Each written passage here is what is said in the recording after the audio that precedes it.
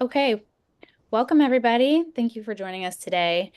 Today's ERA Live session will be focused on the topic of the role development of regional sales managers. Discussing this topic will be members of the Outpace Rep Group, who Walter will introduce shortly. Their discussion today will center around a 2024 survey and white paper that the group produced on this topic. Before we get started, audience members, please be sure that your devices are muted. If you'd like to ask a question, we ask that you put them in the chat box and we will try our best to get to your questions as time allows. This session is being recorded. We post all recordings on our website and our YouTube channel within 24 hours of this session's conclusion. Walter Tobin, ERA's CEO, will introduce today's special guest panel. So with that, Walter, I'll turn it over to you. Good. Thanks, Claire. We are really excited about this session. The Outpace Group is, and I'll let Tim Kilfoyle really do a more formal introduction, but we're really excited about the topic, all the hard work that the Outpace Group put in. So without further ado, I'm going to introduce Tim Kilfoyle, who will tell us a little bit about the Outpace Group and introduce the members. So Tim, take us away. Great. Thank you, Walter. So this is our second opportunity to present a paper to the ERA. We've done this once before as a group. As Claire mentioned, we had provided a survey last year to the manufacturing members. So if you're a rep who's on this call, this might not sound familiar to you. It shouldn't, because it only went to the manufacturing members. But to introduce first the panel that we have before us, Carl Griffin is with Blair Electra down in the Dallas region. We have Terry Straub, who was with Straub Associates out on the West Coast, and Kerry Klingner, who is with Northport Engineering. He is up in Minnesota. Good afternoon. Of course, we're all ERA members. The first question that came to us as a result of today's invitation that would have gone out to you came from one of the members saying, who is Outpace? What is Outpace? Why are you out here presenting a paper to us today? I'll explain to you that Outpace is a council of manufacturers reps just like you. If you're a rep out there and you're a member of the ERA, we're just like you. We're from all around the country. We're a council made up of 10 member organizations representing nearly every territory within the United States. Again, in order to be a member, we had an initial rule that everyone had to be ERA members, so our coordination with the ERA is absolute. We began the group approximately 3 years ago with the intention of supporting the ERA with papers on best practices and call them white papers. You might call them policy papers or policy opinions that we could simply offer to the ERA. We are just a group within a group of like-minded reps very similar to you. We're looking to help each other, help support each other, help support the ERA at large, offer direction to the industry based on our own experiences, our own thoughts, and our ideas on the future. So that's who we are. People just like you trying to get together and advance the organization in the best way that we can. I'm just going to mention that if you go on the ERA website when this call is finished, you can go to the publications tab, you can go down to white papers, and you will find the paper that we're going to go through today. I'm going to show a subset of it as questions because we're going to walk through these later on.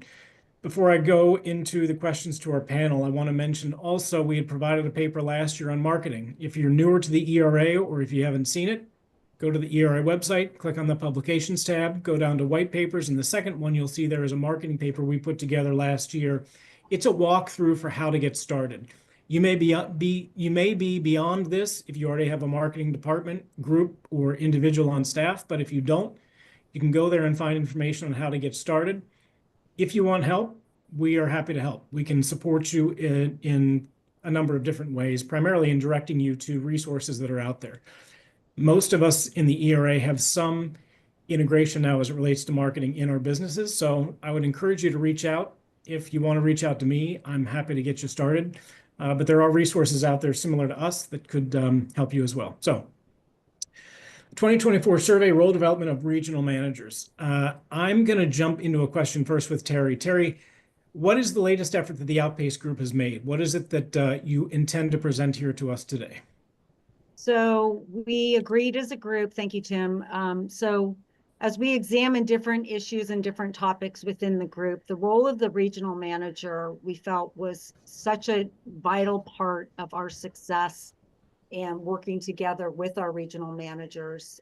So we decided as a group to work with ERA to get a survey out to the membership and to the manufacturers within the membership, so that we could gather data, collect it, and present it to the group. Carrie, do you have anything to add on that? Is there a particular thought on this topic of regional managers that's important to you? Well, and I think to me, it was the key to understand what their management is holding them to. What are the metrics, KPIs that they have to operate under? I really believe that if we can understand what our customer and people in our organization are our customers, our distributors, our regional manufacturers, our manufacturers, they're all kind of our customers, right? So if we can understand what they're being judged by, then we can meet their requirements and they can meet our requirements. So that open dialogue, understanding, okay, what is the expectation that their management is putting on them? What do they think they should be doing and how they should be doing it? If we understand that well, I think then we can all do a better job. All right. Carl, I'm going to ask you the same question. Why is this topic important to you and important to our membership? Well, we work with regionals on a daily basis, and understanding what they're graded on and ultimately what we're graded on, how they sync, how they differ, that's the most important thing for us. So really polling the manufacturers, figuring out how they are trained, what they are trained in, if we can offer them any feedback of our own, and B, how do we put all that together and basically achieve success in the market.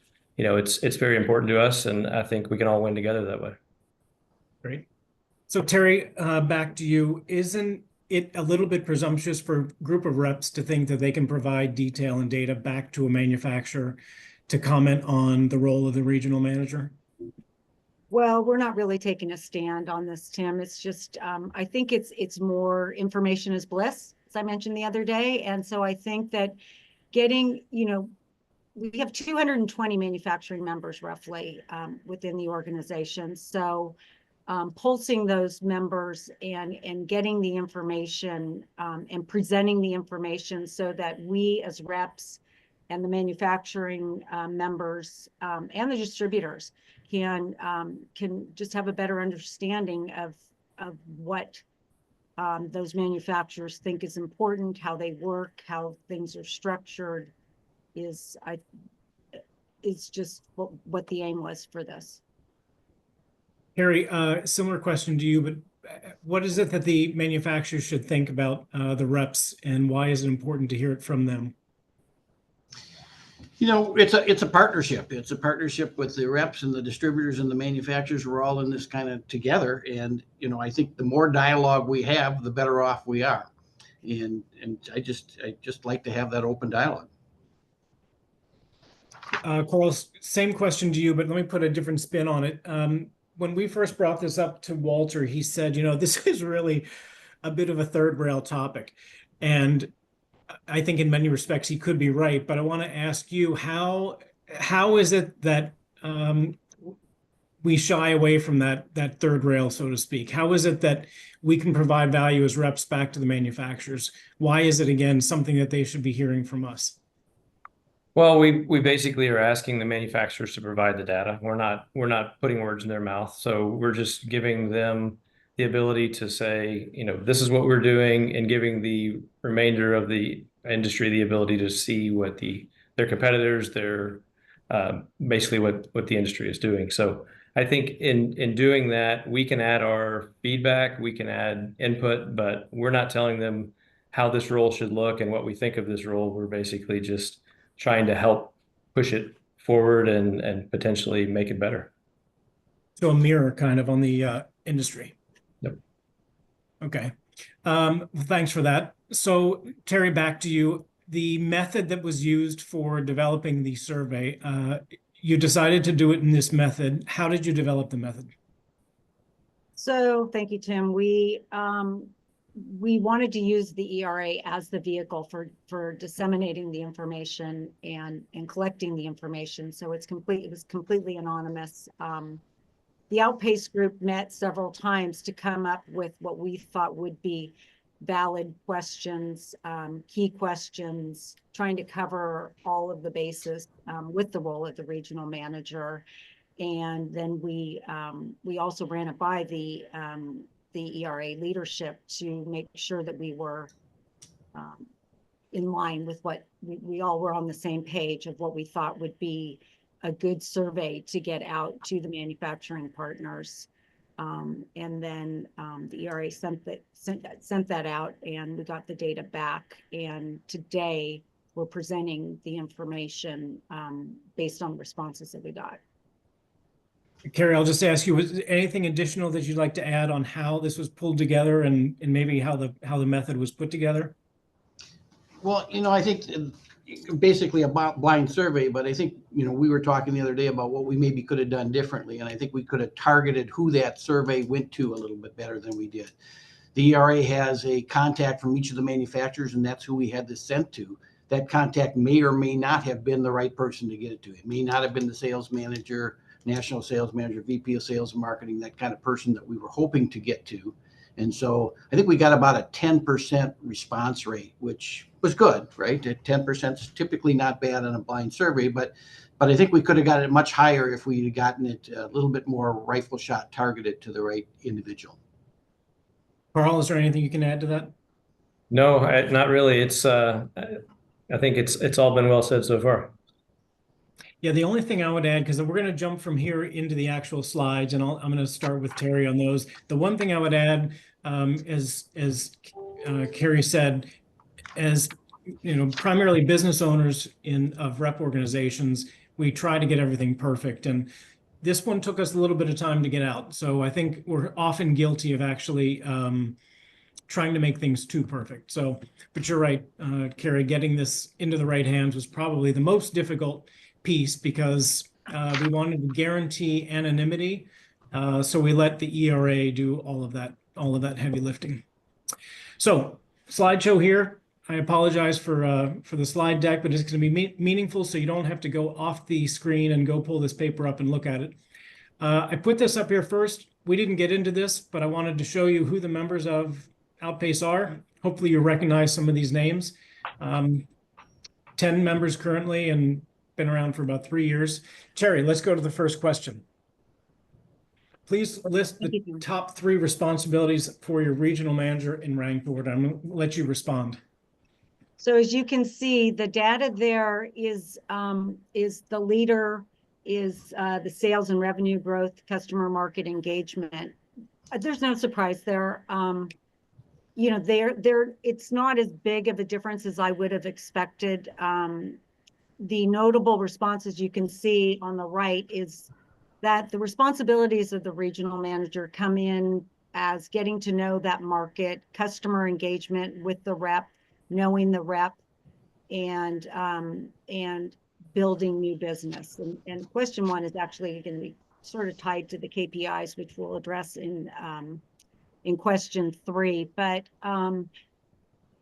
technical support is actually one of the responsibilities as well. And a lot of times the regional has more technical support than others from other people within the company, but that came in as 30%. And again, these are answered by the manufacturers. So, and with the technical support, they were some of the comments were working for cross functionality and those kind of things. And then at 28%, the operational and strategic development. And this is basically market knowledge from being in the territory with the prospective reps and getting to know, analyzing the data, knowing the markets, knowing the territory, and knowing what is needed there. So Terry, I'll just mention, it's worth noting, interestingly, that we got a lot of comments, meaning they weren't just checking boxes to answer a question with a bubble, but we got a lot of comments back from the respondents. Question 2. Okay, we got no comments on this one, Tim. Thanks. Right. This one, well, there are a couple that we got none on, but yeah. So I think anyway, this is an interesting question. Actually, this was no surprise to me. With 68% of the regionals coming to visit the reps 2 to 3 times a year, I think I was thinking about this earlier today, and I was like, I wonder if it would be different if we put 3 to 4 instead of 2 to 3, because sometimes it's once a quarter is sort of the mandate, or what they do. But you can see this response should be probably no surprise. And for those that get the 12 visits a year, that's tough. But there are 5% of the regional people that answered that think that 12 is what it should be. And then again, 5% at 0. Yeah. I wonder if there's any 20%. regional piece to that as well, Terry. What do you think about a regional piece to that? If, it's Minnesota or North Dakota, maybe it's less than, maybe it's less than 2 or 3, and maybe Definitely the less. Bay Area it's more. Carrie, we had a joke about that. We would see everybody from Minnesota in January. Yeah, Like there you our go. January calendar was full, but could be. Just as a comment, I would share that 20% of the manufacturing members who responded, 20% of them, 1 visit or less per year. That's what surprised me the most on this particular slide. But it does show that most of the membership, over 2/3 of them, are saying 2 to 3 times a year is the norm. I find that interesting also. All right, let's see. Oh, Okay. sorry. No, I went one too far. Question 3. there we go. Top 3 to 5 key KPIs, key performance indicators used to measure your regional manager's performance. So this again, no surprise to me, 82%. So a large percentage have their performance indicators or KPIs tied to revenue sales growth. That's followed closely by new business opportunities. So the way we see that is that filling the funnel with those new business opportunities, there is a lot of the regionals that are measured on that. But again, the key is the sales growth. And in today's market, everybody's looking for that wherever they can. And then additionally, checking up on the rep and the distribution, getting out into the territory to, take a pulse, see what's going on there, and getting in front of the customer is important, of course, with your team. And then the product design wins, and the margin profit is obviously low, but just, I think that's, again, pulsing, verifying that the price points and the opportunities are in line with what the expectations are. Mhm.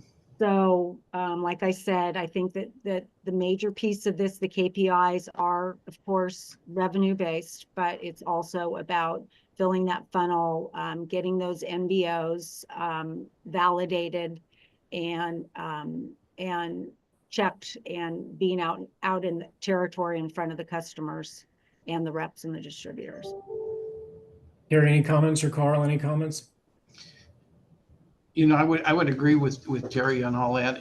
I saw the question from the audience fly up about how much notice we should have for a visit, and I thought I'd address that. I think that's something that's changing a little bit.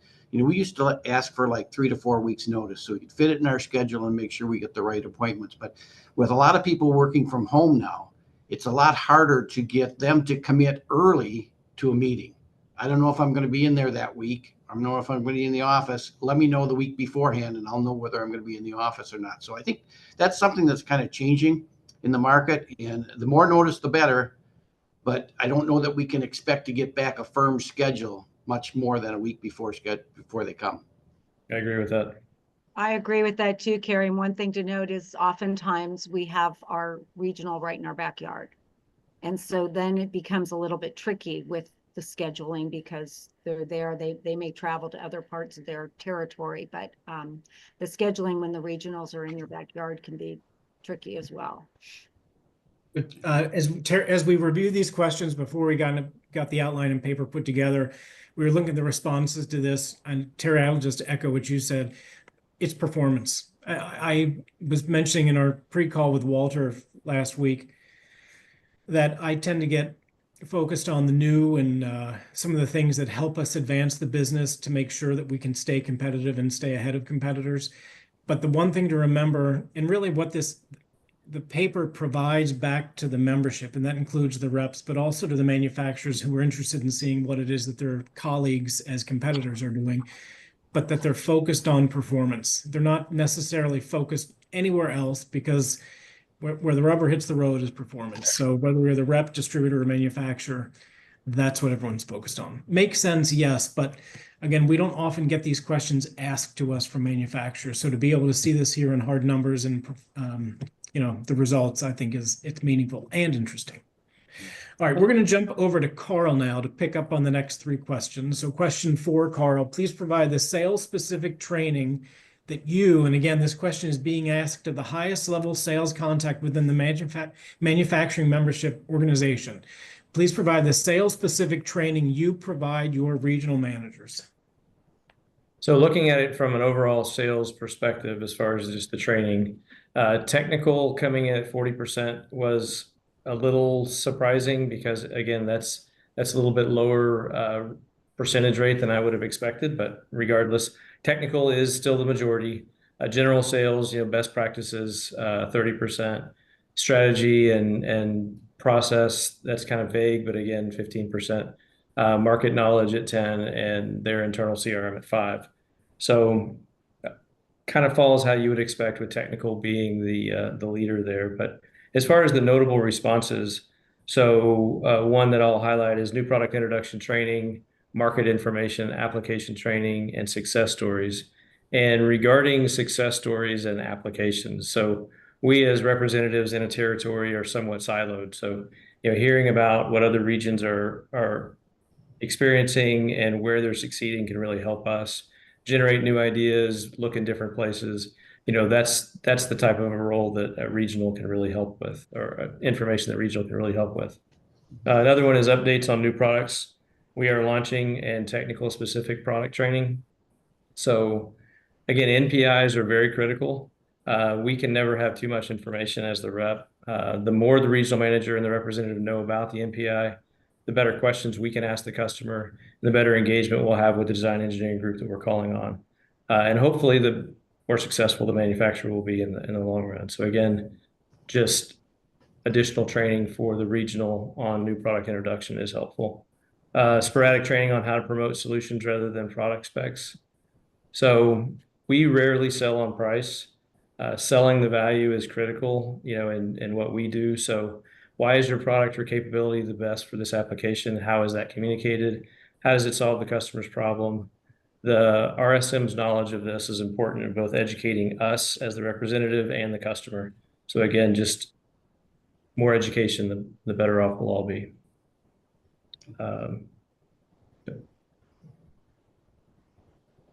That's what I have. Harry or Terry, do you have any thoughts to add? I was kind of surprised the market knowledge was so low. I still run into regional managers that don't really know the mechanics of our industry, how the distribution interfaces with the rep, with the direct guy, with the regional, with the manufacturer, and with the customers. So I still see that there's a gap there in how it all works and how it all comes together, and the different vertical markets and different opportunities within our business. So I think that's an area where maybe there's a role for the ERA to continue to get out information on how the whole system works together. So Yep, I good think point. there was a question in the chat about what is expected when the regional is in the territory. And that varies so widely from, QPS, QBRs to absolutely stopping by distributors, doing training with the distributors, or doing buddy calls with the distributors. And, getting in front of, is it just the key customers, or is it only new customers? It varies, and I think it's important to get those expectations prior to before the visit, so that you can set the visit appropriately. Great point. Carl, back to you. Question 5. Please provide the product-specific training that you provide your regional managers. This is a little bit different. I'm going to go back to question 4. Please provide the sales-specific training. This question was, please provide the product-specific training you provide your regional managers. Yeah, so this is specifically around the technical aspects of what they're doing. So again, on question 4, as Terry said, or as Carrie said, a lot of the distribution, representative, manufacturer interactions, those are critical aspects to the sales side. But on the product side, so technical specs obviously is going to be, well, that's the highest percentage. So, internal processes, how do they make the product? How do they handle a new RFQ? How do they handle the design side? NPI specific capabilities. What are they working on? What are they releasing? What markets are they focusing on? What applications? And then just general product training. So again, kind of a mixed bag with most focus on what are they actually making? How does it perform? What are they trying to accomplish? But some of the notable responses, um, all products, all the time, they need to field 80% of the questions now. I really like that response. And, that's kind of, that's an expectation that we as reps sometimes have of our regionals, that they are absolute experts on everything. It's not realistic all the time because a lot of our manufacturers make such a wide variety of products. But again, visits with the RSM at our side should bring value to the customer. So the more they know, I think the better the relationship's going to be, the better that manufacturer is going to look, and hopefully the shorter the timeline will be for the decision to be made by that customer. Another one is, educate on what products we are selling at our target customers in the territory and why. So again, that's very important. The regional's knowledge of why that new product or capability is beneficial to the design supports the customer in their evaluation and education of the representative. So, we can take that knowledge to the next meeting, and the next meeting that where the regional's not sitting by our side and helping us through that. So again, continuing to educate us will continue to push that, hopefully the sales upward for that manufacturer. Another one is product training with the specific product managers, ongoing training as new products arrive, again, around NPIs. So NPIs are door openers for us and conversation starters. So we are primarily interfacing with design engineers, so having access to a regional manager with specific product and application knowledge is very beneficial. Again, it's critical that they know what the company is manufacturing. And then not only that they turn around and can tell you where it's being manufactured. Are there any future plans to move that manufacturing to a different location? What are the logistical processes involved in that? So just all relative information that we can in real time share with the customers as long as they're trained properly.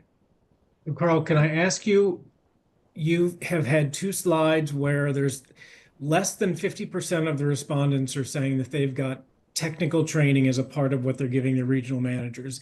Yet you have told us in both cases that the NPI is the most important to you and you're not selling on price. So there would appear to be some gap there. I'm just curious, I'm putting you on the spot here.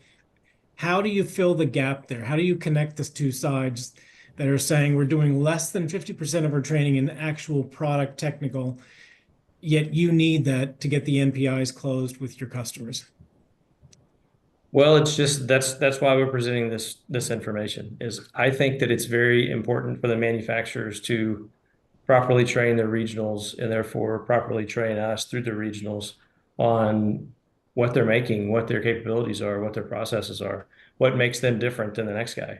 And again, we fill that gap to some degree because we do our own self-education and we interface with the engineering groups, the application groups at the customer or at the manufacturer. But the regionals equipping with that information is very important. So again, that's why I'm saying it. Yep. Well, way to be nice about it too, because, Yeah. because there are manufacturers out there. But I think you said it well. It's a reflection of what they've told us. We don't necessarily take a position on this, but this is what they've told us. It's right there. 47% training them on the technical specs of the part. Yet we're out here saying we need that for NPIs and to win sockets and so forth. Carrie, did you have anything to add to that? I was just going to say that, historically, we used to have national sales meetings for many of our lines typically on an annual basis where we get a big data dump and lots of information about new products and processes, procedures, meet everybody. And those don't happen as often as they used to happen. So that makes that regional role of information, like Carl mentioned, even more important. I think the other thing that I saw as missing was there was nothing in the comments about training on competitive products, competitive position, and how we stack up against competition. And I think that's a piece that can be really important as well. Terry, on this topic, I want to just ask your VP of Sales distribution for Straub. How does this play into your strategy with distributors? I mean, is there a gap from your perspective on some of the training elements as it relates to going into distribution? Well, I think that's, part of our job, and we are supposed to be the experts, the technical resource. That's part of our job. And but presenting that to distribution, oftentimes you have to take a different spin on it because there's just different attributes and different things, different metrics that the distributors are looking for. So tailoring that training and the trickle down on that is different, would include things like, who the competition is and just not quite as technical heavy as what we get. But then the idea, because for me, training is just the door opener. That really, when rubber hits the road, when you go out and make the buddy calls. So that's where then the idea is to get those appointments set with our distributor partners and go out together in front of the customer and be able to demonstrate the technical knowledge and the training that we've had. Okay, and that fits, of course, because performance, they said, is the key. All right, back to Carl for question 6. Describe your regional manager's compensation. How your regional manager's compensation is tied to performance within their territory. So almost 50% has basically a bonus tied to performance KPIs. So that's a very interesting statistic, I guess, because base salary plus commission is 37%, salary only 9%, and salary plus profit sharing 5%. So again, there are specific metrics that the manufacturer assigns to the regional manager that they have to hit in order to achieve a bonus or a commission or whatever it may be. And a lot of times I don't know that we necessarily know what those are. So what I wanted to kind of hit on is, what the importance that communication in this around the KPIs really is.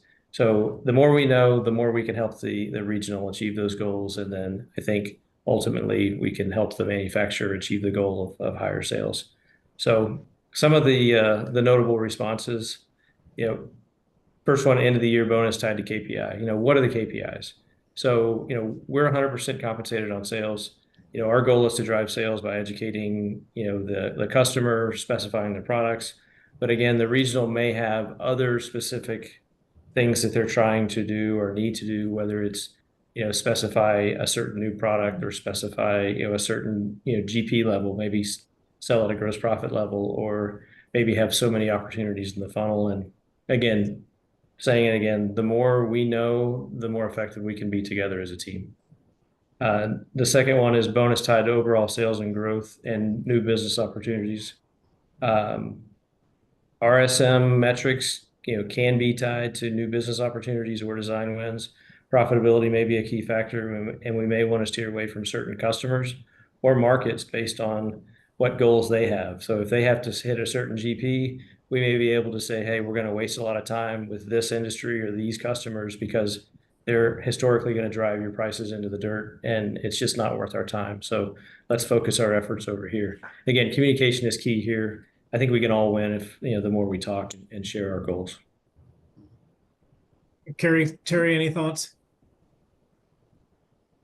I would agree with Carl 100%. And I think this slide kind of gets to the crux of it. If we know what the metrics are, we can all meet them together. Sure. And I think you probably, in my experience, I've had a sales manager or two who has shared these are the things that you generally hear in your ear when you're in a car traveling from account to account. From my own, well, let me ask you, Carl, from your experience, does knowing this information, because some of the manufacturers that we sell for will have regional managers who actually have perhaps commission tied to a particular channel or a particular NPI category or a particular set of advanced products or something with a higher level assembly that they're all trying to juice so that they can get some additional amount of dollars. My question is, do you find that helpful to know? Do you prefer to know that? Do you want to be completely in alignment with your regional, or do you think it's not important? I think it's very helpful to know. Sometimes it's not in alignment with what we're trying to do just based on the geography, and maybe they're looking at it from a different perspective. But regardless, if we know that, we will do our best to help them achieve their goal, as long as it's not, counterintuitive to what we're trying to do big picture wise. Sure. So, Tim, there's a question in the chat box about split. As a group, we spend a lot of time talking about split commissions, and here in Northern California, split commission is a real issue for us. And I think that it's very helpful to know if your regional is compensated for splits, but it can sometimes be awkward to figure that out. And but I think knowing versus not knowing is good. Obviously, having them be compensated for splits is extremely helpful because then you win together. When they're not compensated for the split commission, or they have to share it with another regional or somebody in the Far East or something like that, that will change how you navigate the system. And most all of the regionals are helpful in helping you do that, but having you win together as a team for the split commissions is super helpful. I think Walt had another question up there. Have we ever had to tell a manufacturer that the regional manager is not up to par? Is this ever possible? Or do you just tolerate the regional manager? I don't know of many instances where complaining has done any good. I think you need to make it work. I think you need to work with the regional, find out what his metrics are, find out what drives him, and try and make it successful, because we're on a different contract than they're on. And I think it's often easier to make that change than it is to go out and hire another regional manager. I don't know what you guys think, but I agree with I you. think everyone's got at least one story of a regional manager. Let's call it a horror story. So I think there may be that moment when you just have to do something, but I haven't had to do it. I've just heard the stories. Carl, go ahead. No, that's it. That's all I've got on mine. So, Carrie Klingner, question 7. Who do you expect to own the customer relationship? This is a question, again, to the manufacturing membership of the ERA. Who do you, manufacturing member, expect to own the customer relationship? and I think as I read this, certainly 82% the manufacturer's representative, and I think most reps would agree with that. We want to be in face-to-face contact with that customer on a regular basis, build a relationship with that customer. I think many of us have tenure in the marketplace that far exceeds what the regional manager has, and so it's easier to build those long-lasting relationships at multiple levels within a customer.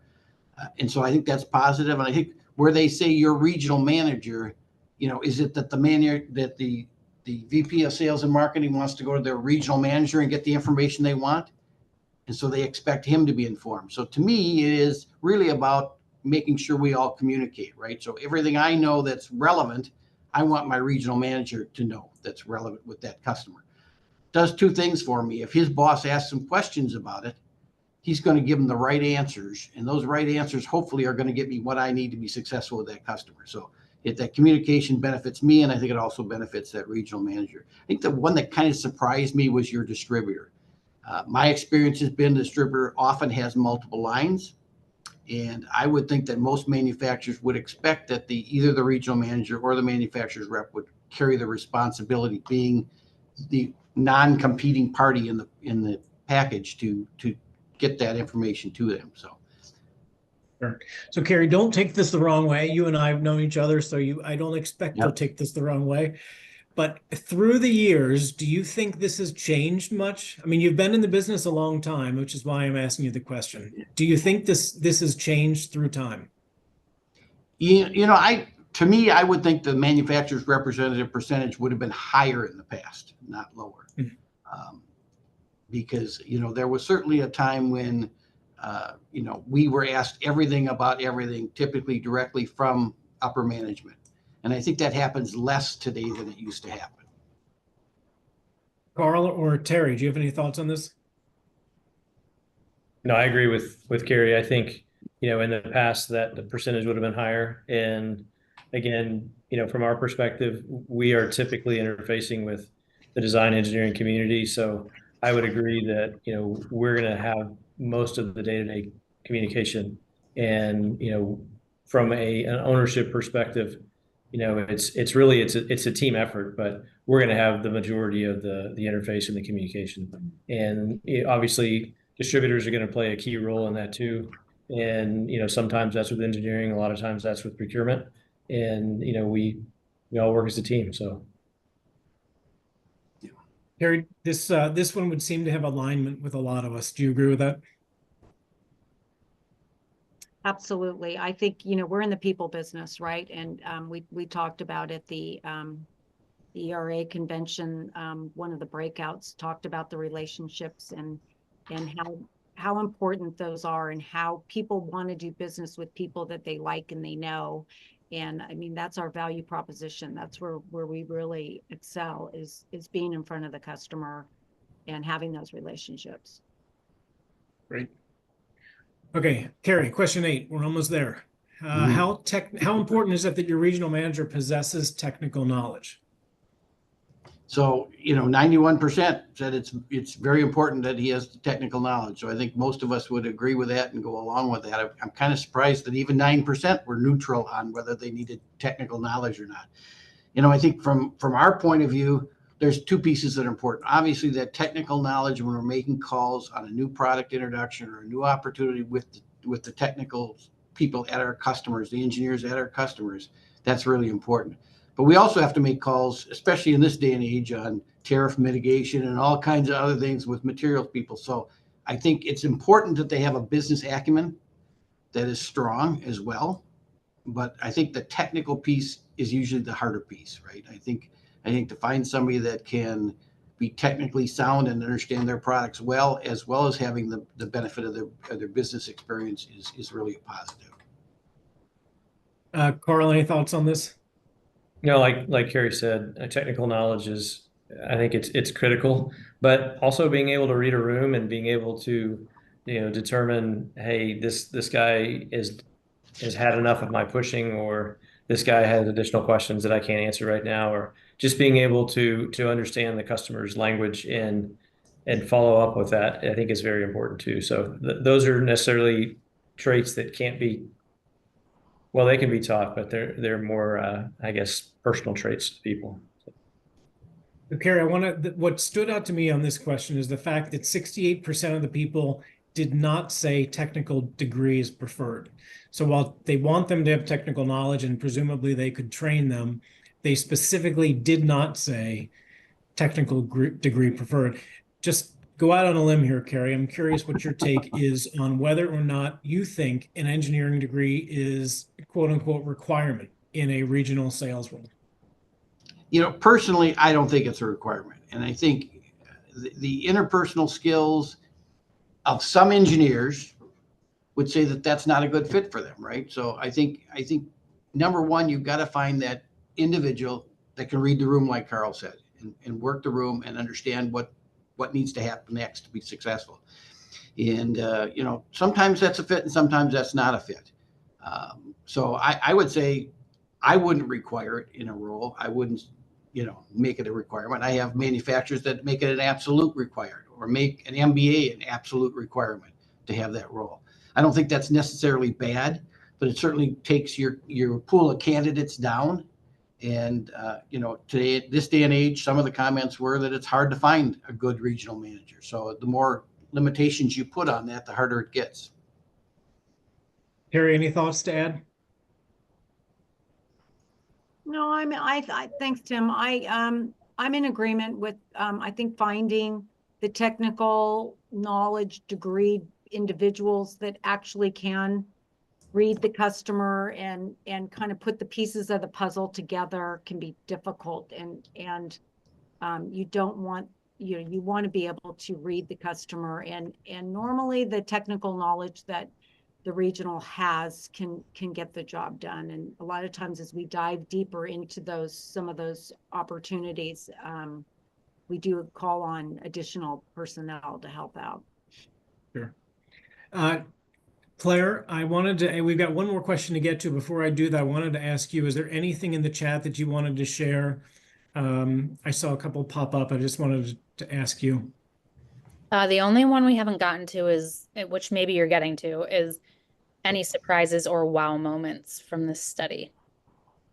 Yeah, we'll get there. Let me just go ahead and go to the last question here, Carrie.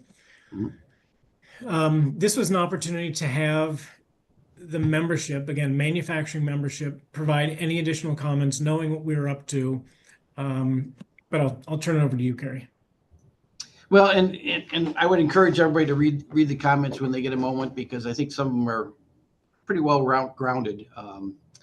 The customer relationship is owned by the rep, but for those large accounts, they want to make sure they know what's going on, right? They want to have that regional manager at the end of their hallway be able to give them that information. And again, it goes to communication, right? We have to be one team with the regional manager and give them as much information as we can on a really timely basis.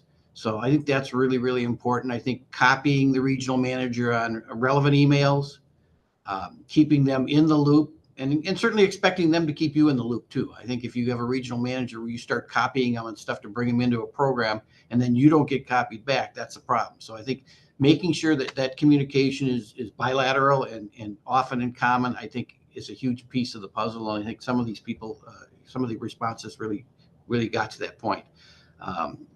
It's increasingly difficult to find capable managers, right? So the investment's got to be both in the rep and the manager to make sure the proper coverage is out there. I think that's a huge statement. I think bring your reps along, make sure your reps are really capable.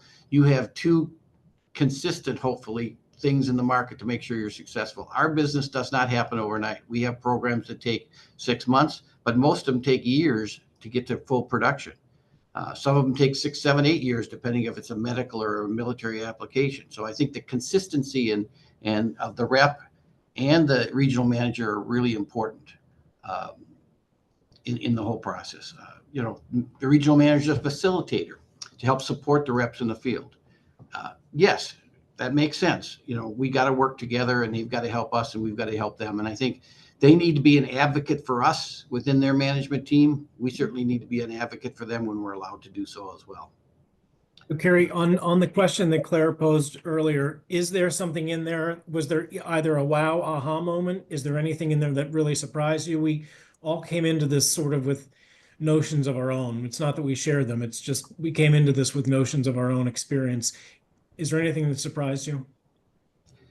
I think most of these comments I was not surprised at. There were a couple in there that kind of, it's an easy job, know the product, drive focused approach, look at the POS. I think it's easy in that it's simple blocking and tackling, right? We all know that we need to grab the information that's available to us from whatever source we can, whether that's leads or whether that's first time buy information or whatever. We need to take that information and we need to do the job. We need to get up in the morning and go to work and do what we know needs to get done. But I don't think it's an easy job.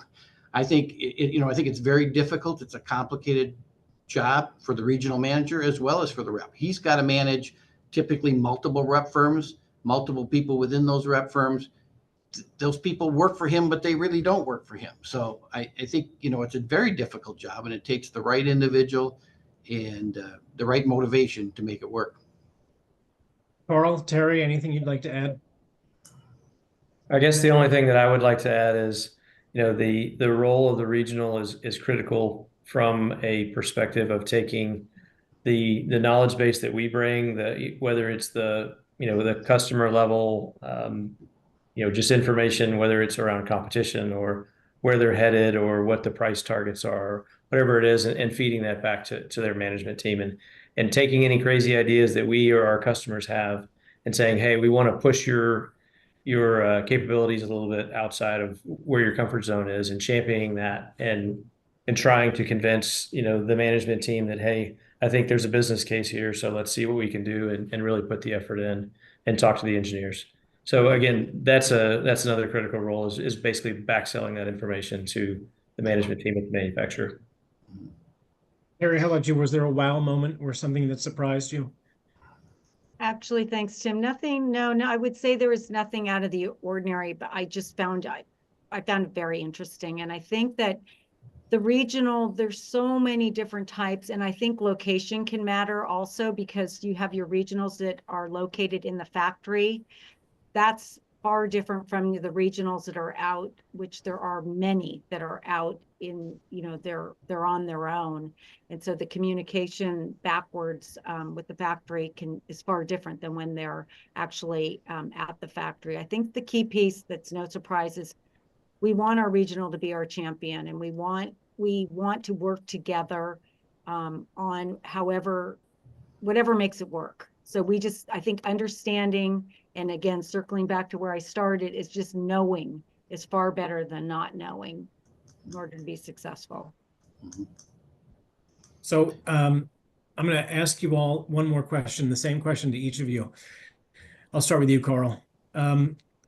Based on what's here in the feedback that we got from the manufacturer memberships, or based on your own experience, I just want to ask you, if you're going to identify a gap between what exists with your field sales team in Texas and the manufacturing regional managers that you have that you work with on a daily basis, what gap are you going to try to fix primarily? Because you see the biggest need, or you see the biggest distance, or something that you just want to fix because you think it would be better for both of your businesses?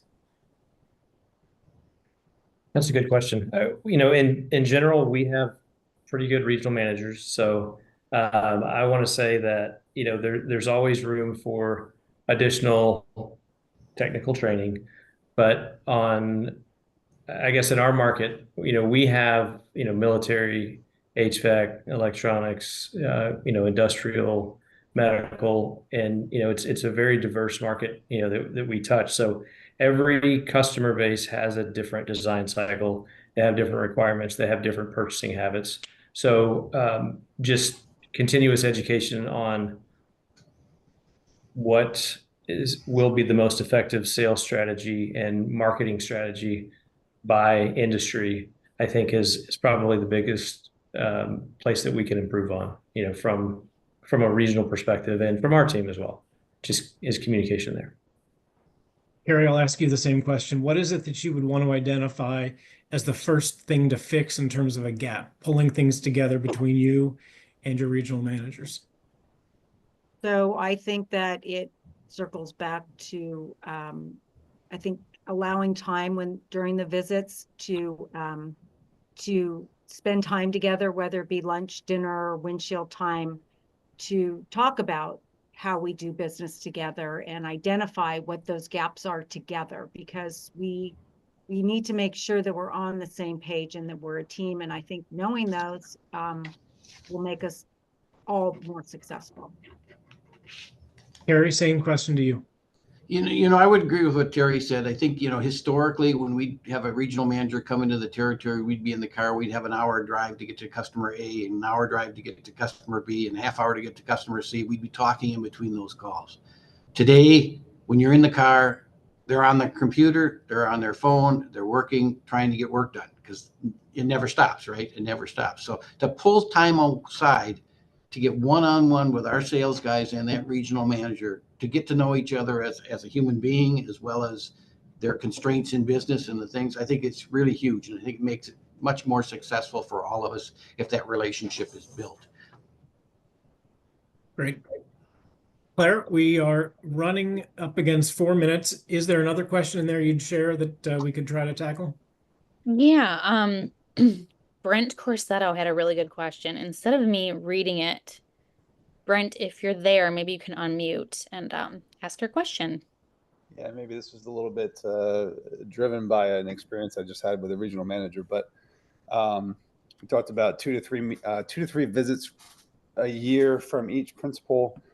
And let's say you have 10 lines on a line card, that's between 20 and 30, depending upon how many visits a year. So that doesn't leave a lot of time. In the meantime, you got to prep ahead of time and then to follow up on everything. So action items within the meetings, and we do meeting notes afterwards, and obviously send them off to the principal to capitalize on everything that we did during that meeting. But the action items generally, from sending data sheets to coordinating samples and everything, falls upon the regionals. And I just lost a business just recently because it took 5 months from the meeting to actually getting samples. So how much is it still push from the regionals to the reps to directly follow up from those meetings? Because by the next week, they're already on to trying to coordinate the next visits, versus the regional managers taking ownership of that follow up to make sure those actions get completed.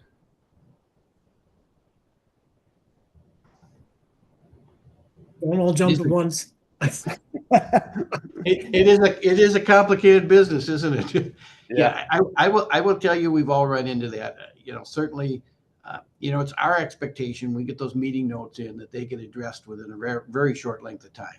Because our customers are moving faster than they've ever moved. And if I don't get an answer back tomorrow, the next time I ask to see that guy, he's going to say no, right? He's not going to let us come in because we didn't follow up and do what we said we were going to do. It's kind of up to us to get the regional manager to get us that information. And I think we need to push as hard as we have to push, in spite of his constraints at time, to get it done. But no, it's not easy, right? Exactly. We're the pain that cries too much, right? Sometimes, but I think that has to happen. Yeah, exactly. Brent, I'll just share. I had a regional manager tell me that was his #1 pet peeve. So I learned early not to let that happen. But that was his #1 pet peeve with reps was he'd leave the territory. There was a list of 6 or 7 items that had to get done, and they would just evaporate. Yeah. So I imagine there are a lot of regional managers out there that have that same concern. But if your question is it their job to get that done? I don't know. I would think a lot of the incentivizing that manufacturers do with respect to pay plans and so forth can address some of that. But I mean, if you saw it, if we own the customer relationship, if we're expected to own the customer relationship, 82% of the manufacturers think that, yeah, we should be the ones doing it. So I would suggest automation or some other kind of tool. Yeah, we're having the conversation with more regionals now because we obviously take ownership of the action after the meetings are done. But the initial response from the data sheets, to if we don't have the data sheets readily available, to also the samples, that's kind of the biggest one is oftentimes sample requests.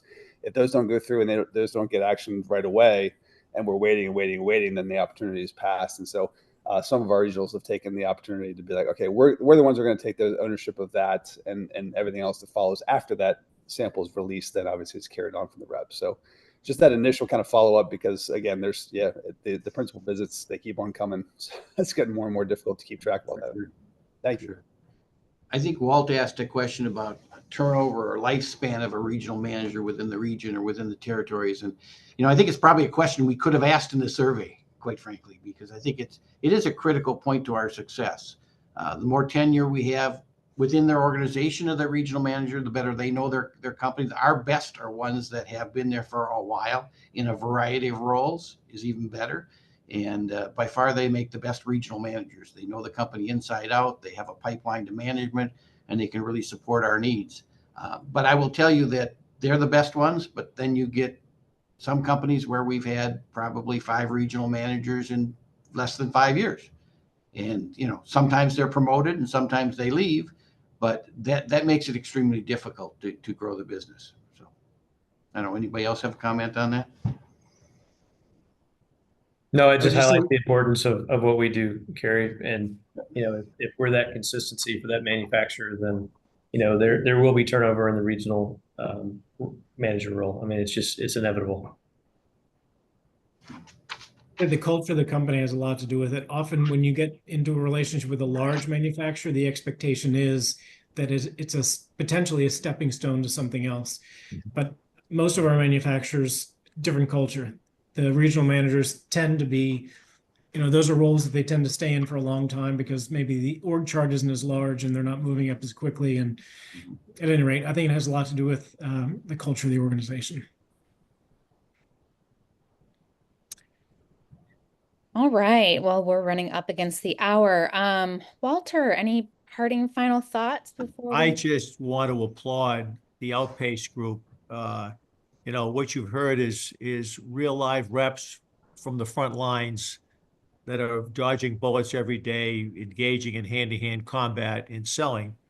But not only did they bring their street smarts to the call, but their courage. So I really applaud the Outpace Group for presenting this to the ERA members and not yet members, and really well done. And you didn't lose one attendee from the time we started till the time it ended, and so kudos. It was a very well done. So congratulations. I'll turn it back over to Ms. Clark. Thank you, Tim. Thank you, everybody. Really Thank you. nice.